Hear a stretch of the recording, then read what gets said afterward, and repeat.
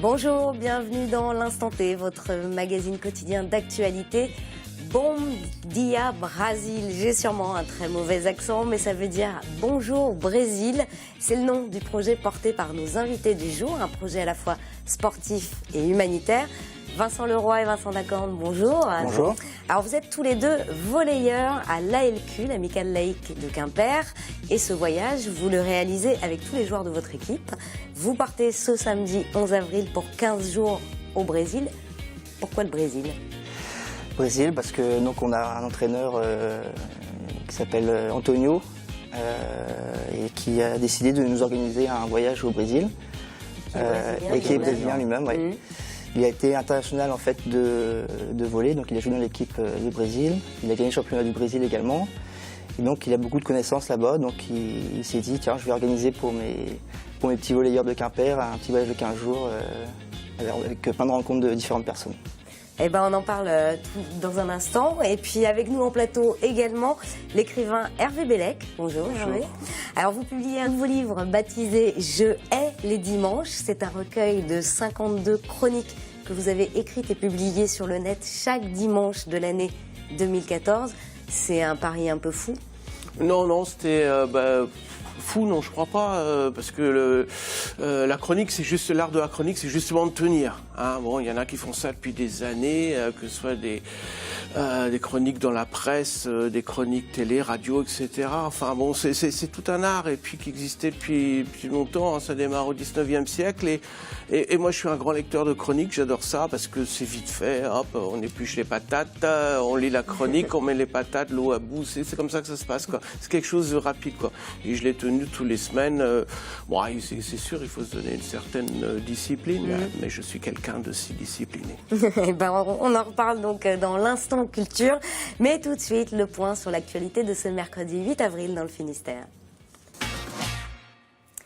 La Chambre de commerce et d'industrie de Bretagne tenait son assemblée générale ce mercredi à Brest. Et parmi les sujets de discussion, le projet de réduire le nombre des CCI en Bretagne. Les explications de Christophe Boucher. Le nombre de CCI en Bretagne va diminuer. Contraintes et forcées, les chambres de commerce et d'industrie vont passer de 7 actuellement à 4 d'ici l'an prochain. Une réorganisation nécessaire pour pallier la ponction de l'État sur les chambres consulaires. Au niveau national, 500 millions d'euros seront prélevés sur le budget des CCI en 2015 au titre des économies souhaitées par le gouvernement. Il y a un fait marquant en Bretagne, c'est que nous avons 2 villes métropoles, donc nous reconnaissons le fait métropolitain. Nous allons nous appuyer sur ces 2 villes métropoles pour le développement économique et l'aménagement du territoire de toute la Bretagne. Et enfin, nous avons pris la décision, contrairement à ce que la loi nous permet, de ne rien imposer aux petites chambres territoriales, de faire en sorte que ce soit par adhésion de tout le monde et pas par la contrainte. Nous allons essayer de trouver des solutions par la mobilité interne, par la réorganisation, la mutualisation, des solutions intelligentes pour éviter au maximum de faire des plans sociaux. Réunie à Brest pour l'Assemblée générale, la CCI régionale a présenté une motion de soutien à la CIL. Attaquée par des riverains, l'entreprise agroalimentaire de Plouvien s'est vue annuler son permis de construire par le tribunal administratif de Rennes. Avec la construction d'une tour de séchage, la CIL prévoit la création de 70 à 80 emplois. De plus en plus, je considère que les entreprises se heurtent à des contraintes, des surcontraintes, des détournements de réglementation pour les empêcher de se développer. On a le droit de faire des recours à condition qu'ils soient justifiés. À partir du moment où ils sont injustifiés, aujourd'hui, c'est totalement libre, c'est dépénalisé. Donc ça veut dire que n'importe qui peut faire n'importe quoi sans aucun risque, alors qu'à côté de ça, il y a des gens qui perdent leur emploi ou qui n'arrivent pas à se faire recruter parce que les entreprises ne peuvent pas se développer et recruter. Donc on est face à un vrai problème. Il ne s'agit pas d'un problème de patron, il s'agit d'un problème d'entreprise pour recruter et pour se développer. Des élus des CCI préconisent même d'attaquer toute personne effectuant des recours abusifs pour contrecarrer tout développement économique. Ce mercredi, le lycée Chaptal de Quimper accueillait les assises départementales de l'école. Au cours de cette rencontre, les acteurs de l'éducation nationale se sont interrogés sur la mobilisation de l'école pour les valeurs de la République ou comment aborder au sein des établissements scolaires les problèmes de société. Une concertation initiée par le Premier ministre suite aux attentats du mois de janvier. On écoute Caroline Lombardi-Pasquier, inspectrice d'académie, au micro de Willy Moncoiffé. Concrètement, ça veut dire donner plus de lisibilité, montrer à tous que nous travaillons ensemble et que nous sommes présents ensemble sur les différents problèmes de la vie et problèmes de la société. Ne pas faire en sorte que chaque acteur travaille séparément sans se préoccuper de ce que fait l'autre. Ne pas faire en sorte qu'il s'agisse simplement, par exemple, du moment où on redonne à des familles le relevé de notes de ses enfants ou de faire un espace par an, mais de faire en sorte que régulièrement il y ait des actions communes qui permettent aux parents de trouver leur place dans l'école, dans le collège, dans le lycée. Hervé Bellec, vous êtes enseignant. J'ai envie de vous demander votre avis sur ces assises départementales de l'école. Est-ce que c'est important qu'après ces attentats contre Charlie Hebdo, l'école se demande comment aborder ces sujets de société ? Ça nous rend toujours un peu mal à l'aise parce que c'est pas nouveau. On n'a pas attendu ces attentats pour parler des valeurs fondamentales, de parler de la liberté d'expression, quoi. On n'arrête pas d'en parler, enfin de remettre ça sur le tapis et de le redire.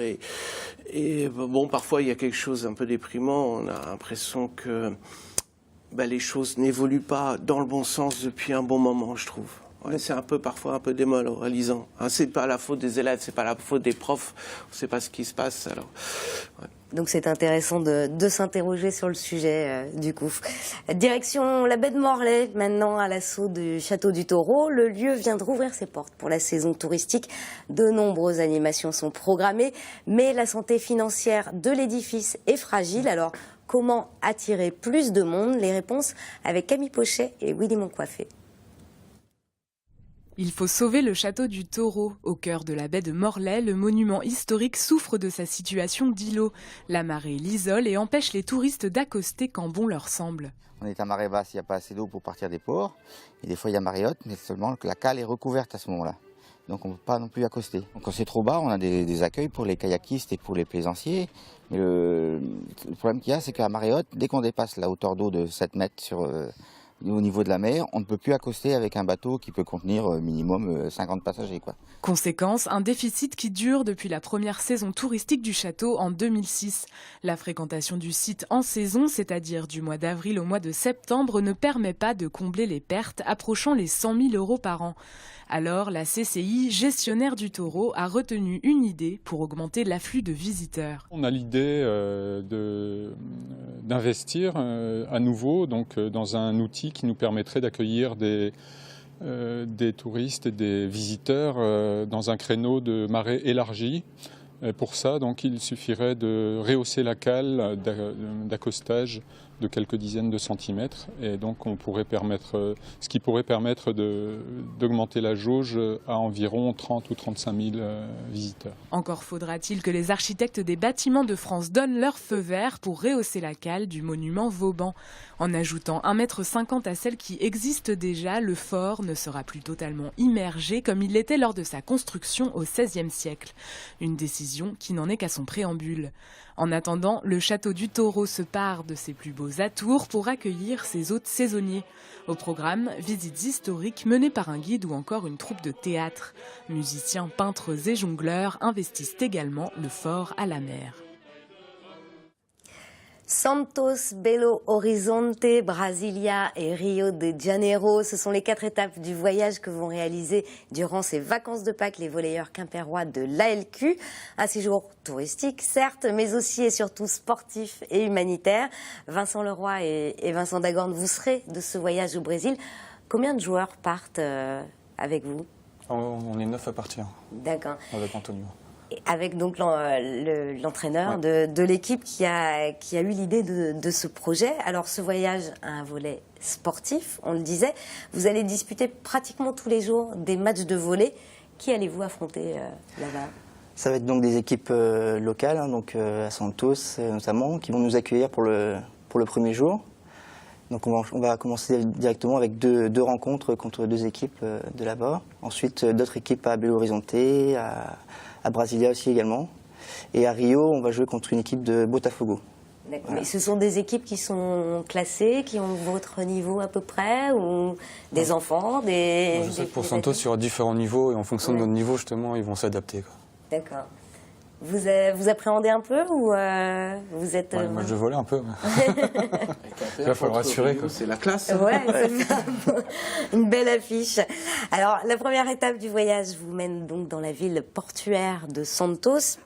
Et là, en plus des tournois de volley, vous avez prévu des rencontres avec des responsables d'associations sportives et notamment l'association ANNE. Alors, qu'est-ce que cette association ? L'association ANNE, donc c'est l'association nationale de sportifs en fait. Donc ce sont d'anciens sportifs professionnels qui ont créé cette association pour notamment aider les enfants, surtout dans les milieux défavorisés, quoi. Donc on va assister à différentes manifestations qu'organise cette association. Alors, qu'attendez-vous de ces rencontres, vous ? Ça va être surtout un échange en fait, parce que c'est vrai qu'on va un peu dans l'inconnu parce qu'on ne connaît pas vraiment le Brésil pour ma part, et donc c'est surtout un échange avec les différents habitants de ces villes en fait. D'accord. Est-ce que c'est pour créer des liens sportifs avec Quimper aussi ? On parlait d'une affiche Quimper-Rio, ça peut être... C'est vrai que c'est à la base, c'est ce qui nous lie tous, c'est le volley à la base qui est sportif, mais ce qui est intéressant dans le projet, c'est d'élargir un peu le but du projet, on va dire. Et donc, c'est vrai qu'on va faire d'autres choses que du volley, quoi. Alors justement, donc après 4 jours à Santos, direction Belo Horizonte, plus au nord, une ville de 2,3 millions d'habitants. Et là, c'est le volet humanitaire qui s'invite dans votre voyage, puisque vous avez prévu de faire des distributions dans les favelas. Alors, qu'allez-vous distribuer, justement ? On va distribuer des couvertures, des serviettes, justement, pour aider la population. D'accord. Vous avez eu des liens avec des associations ici ou là-bas pour évaluer les besoins des gens que vous allez rencontrer ? Ça, c'est plus Antonio qui connaît plus les gens, justement. Donc après ça, nous, on le verra sur le terrain. On fera en fonction de ce qu'on a besoin de nous, en fait, quoi. D'accord. Alors, des couvertures, vous disiez, et il y a aussi des denrées, ou non, ce sont juste... Des denrées alimentaires, ou alors ce sont juste des couvertures, des matériels. Peut-être des denrées, mais je sais que c'est nous, en tout cas, c'était plus les couvertures. D'accord, ok. Alors ensuite, direction la capitale, Brasilia. Là, vous avez prévu de rencontrer quelques sportifs internationaux, et notamment Leila Barros, qui a un beau palmarès au niveau du volley, je crois. Oui, c'est une ancienne championne de volley. Donc, le Brésil, qui est une des meilleures nations au volley. Donc, c'est vrai que... La meilleure. Oui, la meilleure, oui, c'est vrai. Donc, c'est une femme qui a arrêté sa carrière, qui maintenant est plutôt dans la politique, en fait. Donc, je pense qu'on aura pas mal de contacts avec cette personne-là pour les autres manifestations. Ouais. Alors, vous comptez lui demander quelques conseils en matière de volley, justement ? Déjà, il va falloir un traducteur, déjà, parce que je ne maîtrise pas trop encore le brésilien. Vous n'avez pas pris la langue encore ? Ça va être compliqué, mais bon, on fera avec.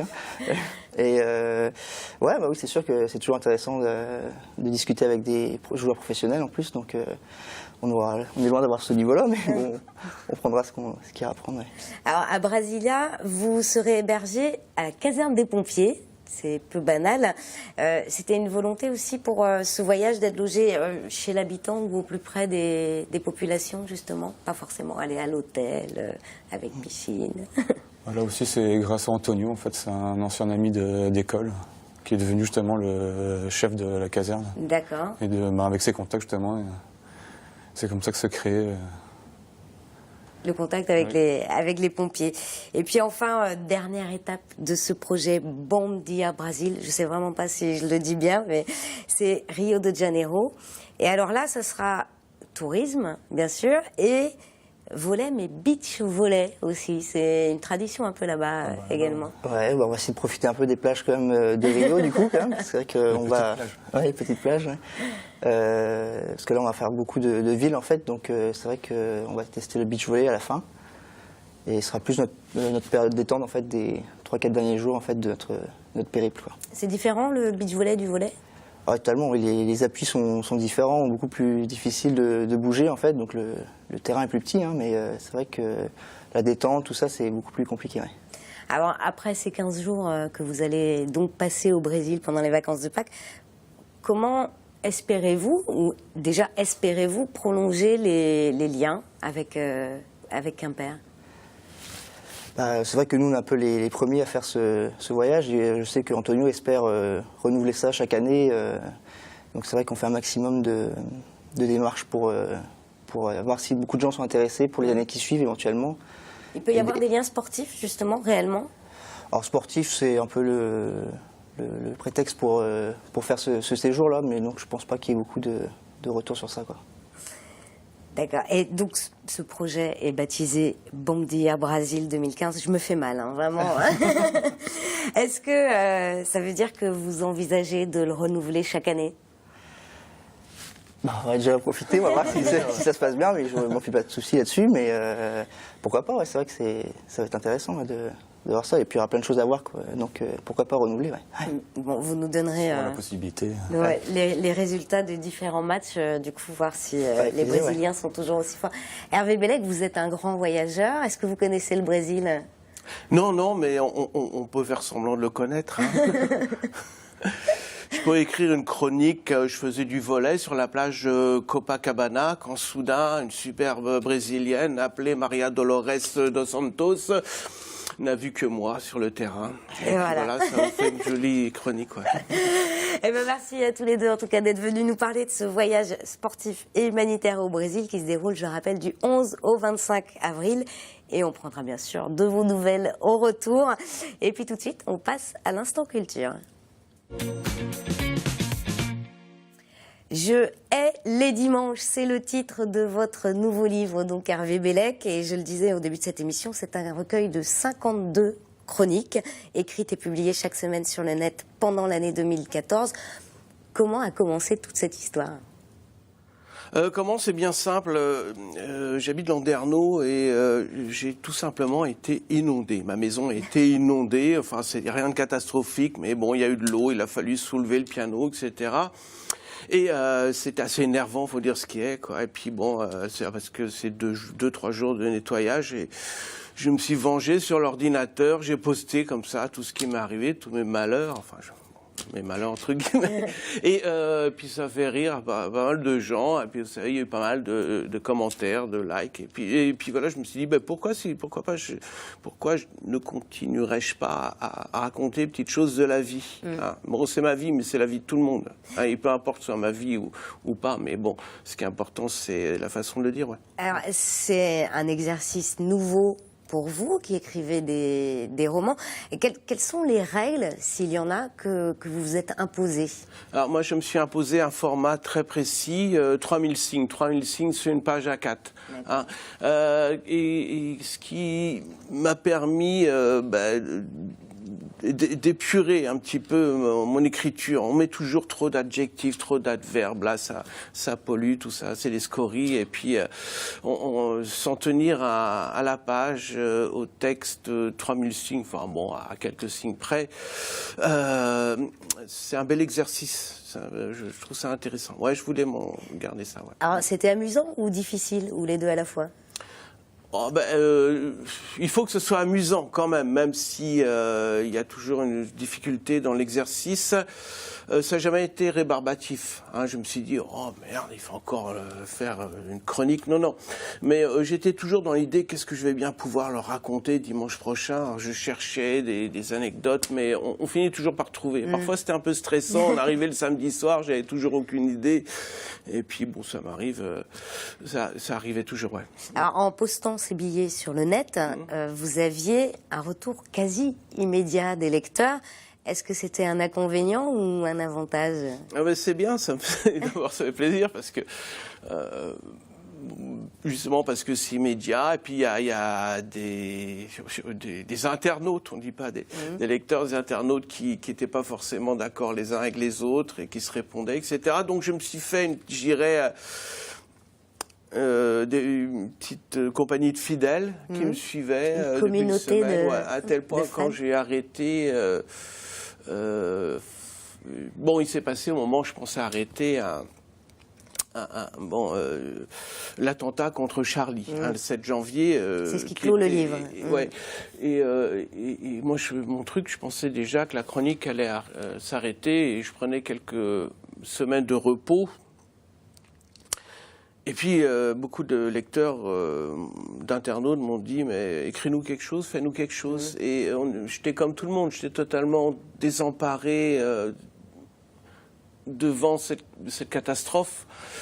Et je me suis dit, qu'est-ce que je vais dire, quoi. Et puis, je me sentais pas la compétence. Et puis, tout avait été dit, on entendait des commentaires là-dessus. Et puis, j'avais l'impression que, voilà, rajouter un commentaire sur des tonnes de commentaires frisait presque l'indécence pour moi. Et, en tout cas, je m'en donnais pas la compétence. J'ai juste raconté à quel endroit j'étais, dans quelles circonstances j'étais au moment où on a appris la nouvelle, un peu comme il y a eu le 11 septembre. On s'en rappellera toujours, quoi. On sait tous ce qu'on a fait ce jour-là. S'astreindre à un billet toutes les semaines, c'est, je le disais, quand même un pari un peu fou. Est-ce que vous avez regretté à un moment? Non, pas du tout. Non, ça se regrette pas. Et je pense pas que le pari soit si fou que ça. Bon, vous, dans les médias, vous êtes aussi obligé vous êtes contraint justement à faire quelque chose au quotidien. Et bon, moi, c'était une fois par semaine, c'était une page par semaine. Non, c'est pas si difficile que ça. Bon, ça exige une certaine discipline dont j'ai parlé tout à l'heure. Hein, mais bon, je dirais peut-être l'inconvénient, c'est qu'on a toujours cette chronique dans la tête et on a du mal à se concentrer sur d'autres projets. Hein. Dans ces chroniques, on découvre vos activités dominicales, la randonnée, bien sûr, que vous aimez, la visite au cimetière avec maman, les soirées arrosées avec les copains, le vélo d'appartement, ou les salons du livre aussi, qui réservent pas mal de surprises. Est-ce que tout est vrai ? Comme je dis souvent, tout est exact, mais rien n'est vrai. C'est-à-dire, c'est bon. Et puis ça regarde que moi d'abord, si c'est vrai ou pas. Mais bon, c'est la réalité arrangée, ça passe à travers le filtre de l'écriture. Bon, j'essaye de traduire une émotion, une anecdote. Mais je fais bouillir ça à ma sauce, je rajoute des petits oignons, des épices et tout, c'est une recette de cuisine à chaque fois. Et est-ce que c'est un peu votre carnet intime ? C'est risqué de dire ça. Non, si j'avais un carnet intime, ce serait sur un autre ton. Là, non, c'est vraiment, j'écris pour être lu, pour partager. C'est vraiment l'idée. Pas forcément pour faire rigoler. Souvent, on se marre dans mes chroniques, j'espère. Mais il y a beaucoup d'émotions dans certaines aussi. Ouais. Pardon ? Il y a beaucoup d'émotions dans certaines des chroniques. Oui, parce que et puis c'est des choses qui arrivent à tout le monde, quoi. Aller avec sa maman sur la tombe de papa, c'est beaucoup de gens connaissent ça, les cimetières en Bretagne à la Toussaint. Tout le monde connaît les fiestas avec entre amis et la gueule du bois de dimanche. Hein, bon, et puis bon, enfin des petites choses de la vie. Et c'est pour ça que les gens accrochaient, parce que en fait, ma vie, c'est la vie de tout le monde, tout simplement, quoi. Eh ben, en tout cas, c'est passionnant. Ça se dévore très rapidement. Ça s'appelle Je hais les dimanches. Et vous avez repris vos chroniques du dimanche. Ouais. Et la prochaine, j'ai déjà une idée sur ce qui m'est arrivé à Copacabana en jouant au volley. En jouant au volley, sur la plage. Merci beaucoup, Hervé Bellec. Et à présent, place au Focus Programme.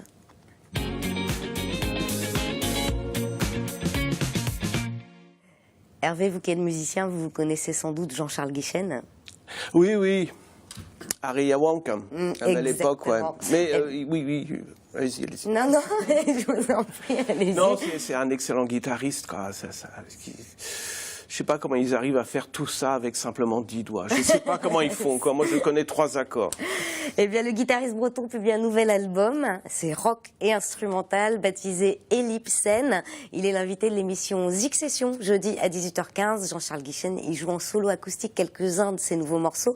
Et pour les téléspectateurs de TBO, il interprète un titre bonus que vous pouvez retrouver sur notre Facebook. Petit extrait.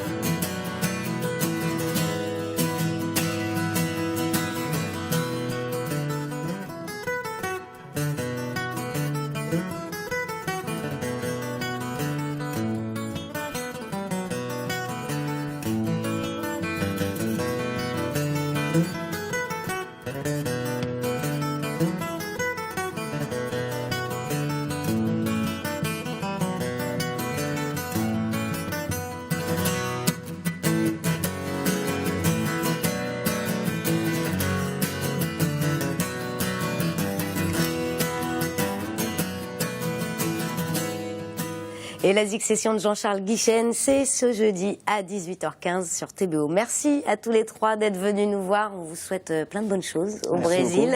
Revenez nous voir pour nous raconter tout ça. Merci Hervé Bellec d'être venu nous présenter Je hais les dimanches. Et puis donc, on surveillera vos nouvelles chroniques tous les dimanches. Ah, ça a commencé déjà. C'est la fin de cette émission. Merci de nous avoir suivis. On se retrouve demain pour un nouvel Instant T. D'ici là, passez une bonne soirée sur TBO. Ciao.